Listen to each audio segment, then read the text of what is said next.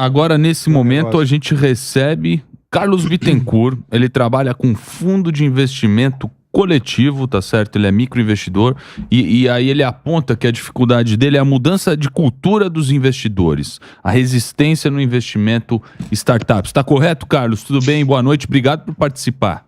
Eu que agradeço a oportunidade, Surita. Na verdade, é isso mesmo, né? Nós temos aqui um ambiente de inovação na cidade de Marília, interior do estado de São Paulo, um ambiente de inovação formatado pela Associação Comercial de Inovação de Marília, onde nós temos uma aceleradora de startups, uma incubadora virtual com mais de 90 startups incubadas e também um instituto de pesquisa para justamente ajudar essas startups, em especial no early stage, a terem acesso a fundo perdidos, né, de recursos a fundo perdidos e turbinar o seu processo inicial. A gente tem hoje uma rede de mais de 100 polos do ambiente de inovação, aceleradora, incubadora, instituto de pesquisa espalhado por todo o Brasil, por meio dos polos da Universidade de Marília, juntamente nas agências da cooperativa Cicobi. Então, hoje a gente tem um grande arcabouço aí de possibilidades e a gente não consegue virar essa chavinha, né?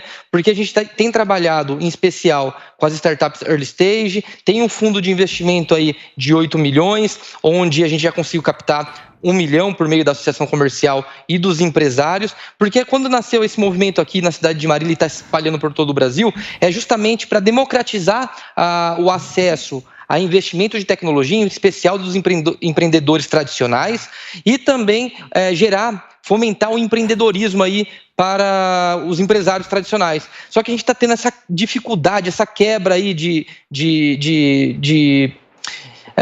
realmente esse empresário tradicional reconhecer o investimento em startup, nesse fundo coletivo, como uma oportunidade de investimento, né? Eu sei que o Mackenzie é especialista nesse processo aí, queria ouvir aí algumas dicas, algumas ideias e convidar também ele para conhecer o nosso ambiente de inovação, uma vez que a gente já fez aí várias ações. Se vocês entrarem no nosso Instagram, LinkedIn, vocês vão ver várias ações de fomento do empreendedorismo em startup e a democratização, de fato, do investimento em tecnologia.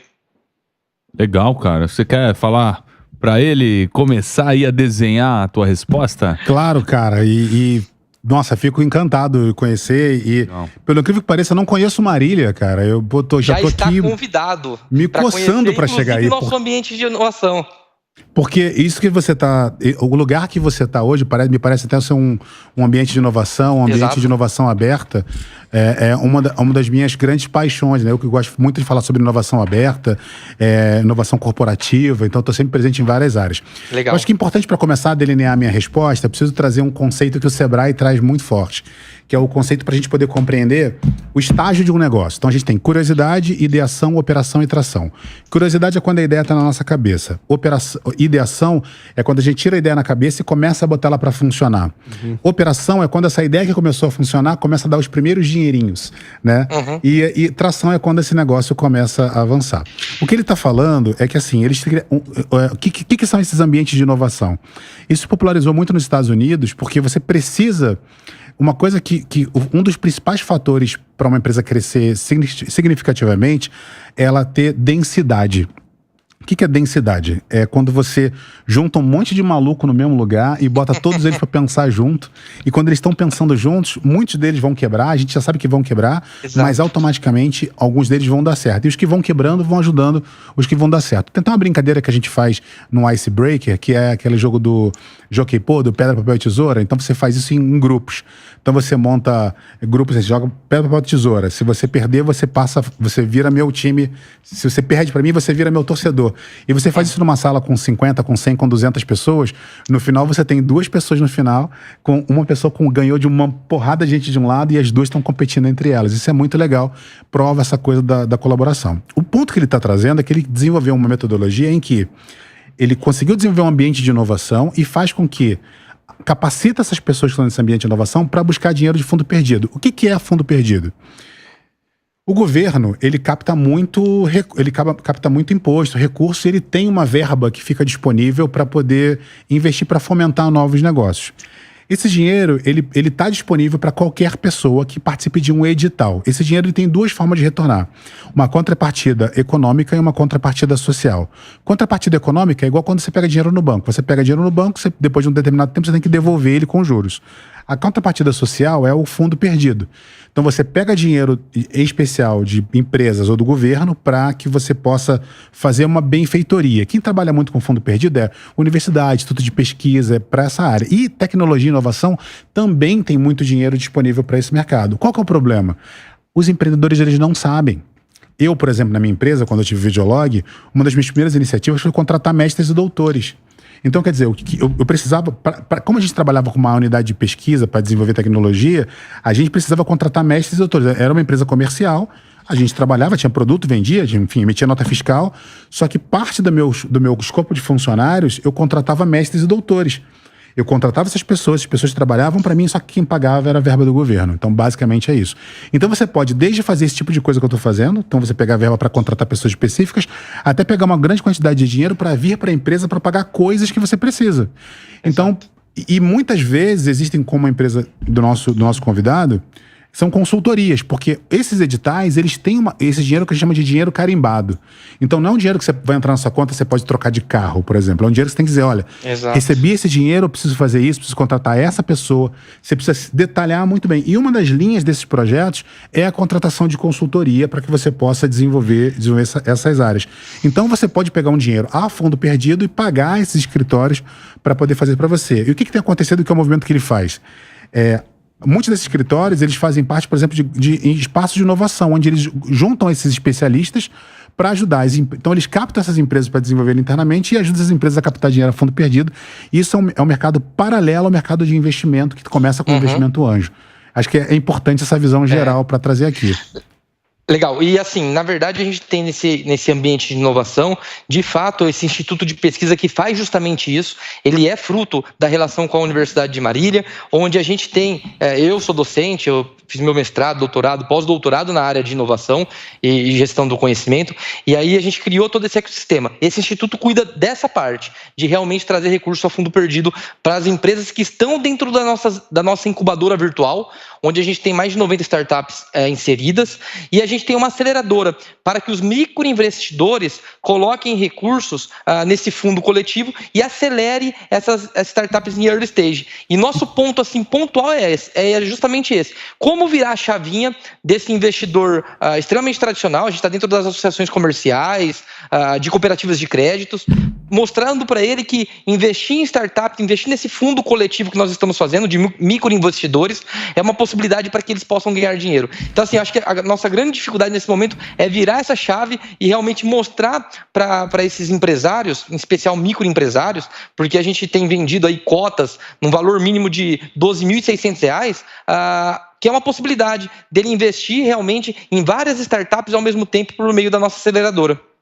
É importante deixar claro para esse público que nesse nível, quando eu falei na curiosidade e ideação, empresas nesse nível que você está pegando, que são empresas que estão na curiosidade e na ideação, no máximo em operação, o índice de quebra é de até 98%, em média de 90% a 98%. Então, ou seja, a cada 100 empresas que começam, 98 quebram. Então, esse o número que a gente tem que ter claro. Então, você precisa ser muito claro com esse novo investidor, ainda mais se investidor iniciante, para que ele possa entrar. Como a gente determina um investidor de uma startup, tá? Porque hoje a gente usa a palavra investidor para absolutamente tudo, e a gente precisa deixar isso muito claro. A gente tem um volume muito grande de novos investidores entrando na Bolsa, que eles não têm muita noção de tudo que está acontecendo. Mas o que eu quero deixar claro é o seguinte: investimento é um equilíbrio entre risco e lucratividade. Quanto maior o risco, maior a lucratividade. Se você entra num negócio que tem 98% de dar errado, e se ela dá certo, significa que você tem que ganhar, no mínimo, 100%, 200%, 300% de lucratividade. Sim. Quando eu entro na Bolsa, quando eu compro um tesouro direto, quando eu compro um fundo imobiliário, essas coisas são garantidas pelo FGC, Fundo Garantidor de Crédito, o risco é muito baixo, é quase nulo. É zero. Então, o governo garante. Você tem 5%, 6%, 7% no máximo de lucratividade. Se eu compro um imóvel, boto ele para alugar, eu tenho risco do meu inquilino não pagar, essas coisas todas, eu consigo ele ter 10% a 15% de lucratividade. Então, se você levar essa lucratividade para esse tipo de investidor, ele não quer. O investidor de startup, ele é aquele cara que conseguiu acumular um patrimônio, ele já passou por todos os estágios possíveis de investimento e hoje ele separou de 10 a 20% do seu patrimônio para aprender. Então, você tem que falar com o investidor, falar, olha, você vai colocar um dinheiro aqui para que você possa aprender esse mercado.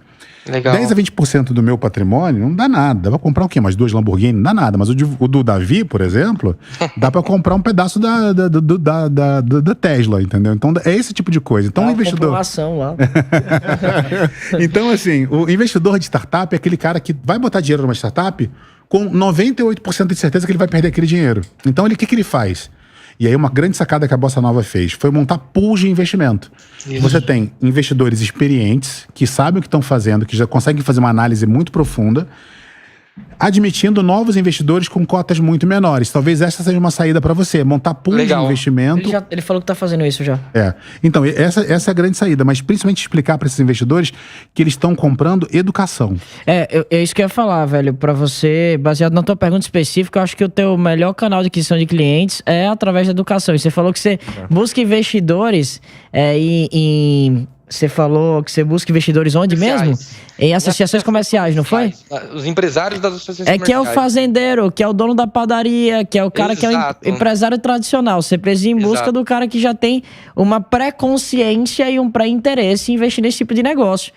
Talvez você participar de outros ecossistemas de startups ou de investimento, onde você já encontra outros investidores que já estão pré-educados e conscientes em relação a isso que você está oferecendo. Ou talvez oferecer oportunidade de educação para esses caras, para eles pagarem pela educação, e à medida que eles forem aprendendo a educação, para que eles possam migrar para esses negócios um pouco maiores. Mas mesmo que você faça isso que o Mark falou, você tem toda a razão, você precisa de um canal de aquisição desses caras prévio. Ou seja, de qualquer maneira, mesmo que ele vá trabalhar com educação, ele tem que entrar e comunicar com esse tipo de pessoa para que esse público certo, esse lead correto, ele venha até você. Porque, velho, por exemplo, eu amo Coca-Cola, tem gente que odeia. Se eu botar na mesa pra mim que não gosta, não tem valor nenhum, mas se botar na mesa pra quem gosta, o cara vai achar perfeito. Então tem gente que tem um apetite tremendo pra risco e visualizando esse dado, 98% significa que 2% de chance de dar certo, caraca, eu tô dentro, sabe? E tem gente que vai falar, eu tô fora. Se você encontrar o público certo que tem apetite pra risco, com certeza o cara vai se interessar. É só filtrar e fazer um processo de vendas tradicional. Talvez você esteja esperando chover.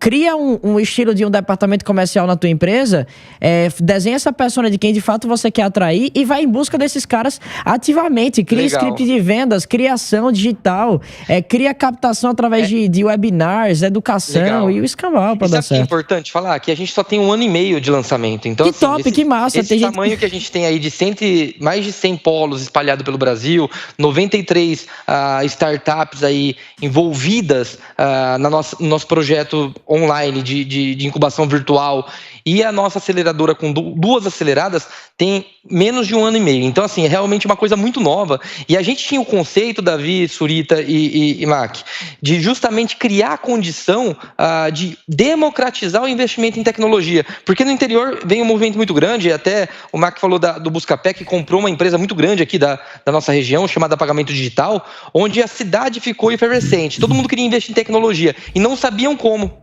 Agora a gente criou essa possibilidade, mas realmente, talvez começar com um público mais educado, que realmente tenha mais consciência de investimento, seja o melhor caminho. Totalmente. E faz evento e leva a gente. Não é isso. O cenário é bonito, hein, cara? O cenário tá bonito.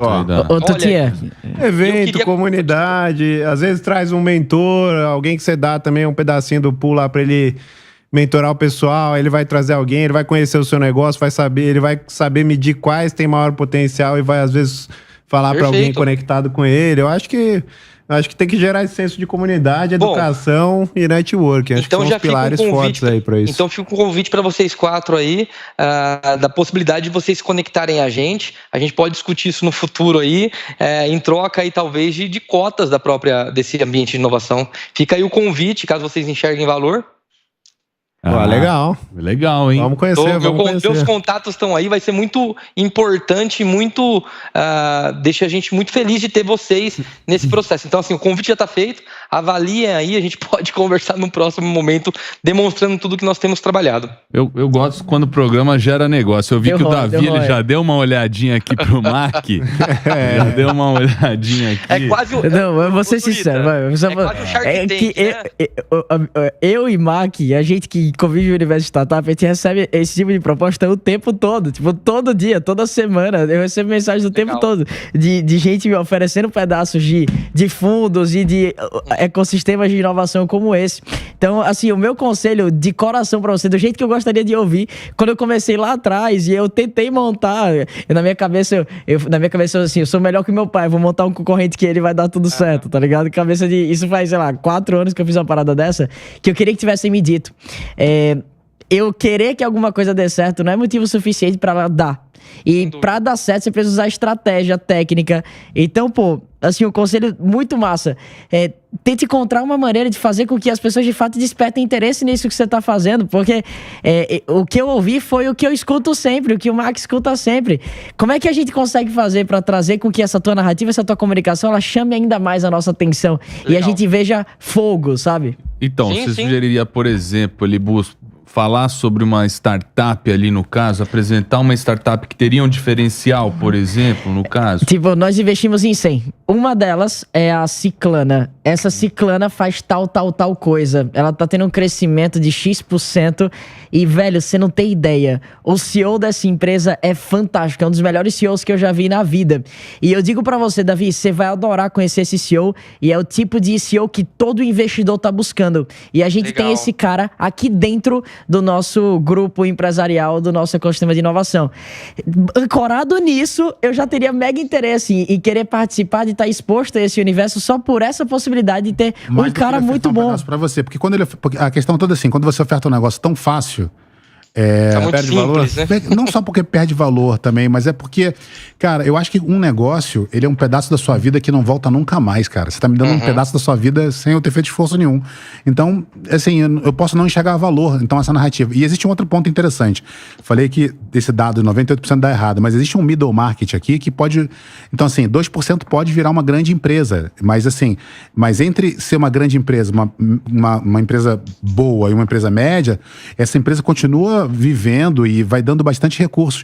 E pra gente que trabalha nesse mercado, mais importante do que ser sócio de uma empresa muito grande é encontrar bons profissionais, boas pessoas que a gente pode contratar, fazer o que a gente chama de aqua-hiring. Totalmente. E o que a gente tá vendo no mercado, Carlos, até um feedback, até uma visão pra te dar de algo que você pode fazer muito massa, e ver se você concorda comigo, Mark, nessa visão, são empresas e startups que estavam nessa loucura de captação de investimento e que começaram a se tornar negócios geradores de caixa, que conseguiram encontrar um modelo de negócio, um PMF, começaram de fato a faturar, fazer o negócio ser lucrativo e não queimar caixa. Então, muitos desses negócios, desses 100 negócios, eles podem não ter um crescimento exponencial previsto ou esperado no ecossistema de startups. Mas, às vezes, uma empresa dessa tem um custo de, sei lá, 10 mil, mas que gera 40 mil reais por mês, tem 30 mil reais de lucro. Pô, com a equipe enxuta, com 5 pessoas ali trabalhando, fica massa de ter. Não é um negócio ruim. Eu compro um negócio desse pelo preço certo. É um negócio fazedor de caixa, ué. Na verdade, talvez a gente não tenha chegado nesse momento, Davi, porque nós estamos há 1 ano e meio apenas em operação. E a operação, ela começou de fato com o processo de prospecção e busca de startups, faz algo em torno de 6 a 8 meses. Então, talvez pela maturação. Exatamente, pela maturidade do ambiente de inovação ser inicial, eu não consigo te vender isso. Com certeza, se eu já tivesse dessas 2 aceleradas, uma delas com turbinada e falando assim, olha, Davi, a gente tem essa empresa que está nesse universo nesse mercado, etc e tal, com certeza, mas talvez pela falta de maturidade que eu não falo de consistência, eu falo de tempo, eu ainda não tenho para apresentar essa startup. Então, talvez aí falte realmente tempo e quilometragem para eu conseguir fazer essa abordagem, fazer essa persuasão mais assertiva, né? Obrigado pela sinceridade, Carlos. A gente adorou isso. Sim, porque assim, não adianta eu falar que eu tenho algo pronto, sendo que é uma empresa de 1 ano e meio, onde ela começou a fazer o processo de pitch, faz algo em torno de 8 meses. Toda a base desse ambiente de inovação vem da universidade. Então, além dos empresários, das associações comerciais, tem a universidade por detrás, com professores, pesquisadores, alunos, que realizam a construção desses projetos. Para ele ser acelerado, tem que ter no mínimo um MVP. Então, nós já fizemos aí mais de 100 pitches. E aí eu acho que o número está muito parecido, né? Mais de 100 pitches aí durante esses 8 meses, online, buscando, no Brasil todo. A gente já Vocês vão encontrar o caminho aí. Sem dúvida, você já deu a própria resposta aí, né, Carlão? Sem dúvida, obrigado, o tempo de maturação e quilometragem. Sem dúvida. Desculpa aí eu tomar o tempo de vocês, mas eu agradeço demais, cara. Um prazer aí conversar com você e boa sorte aí no Connect Inovação, tenho certeza que vai render ótimos frutos aí. Obrigado, Surita, obrigado, tá, Marco, obrigado, Braga. Abraço. Um grande abraço. Obrigado,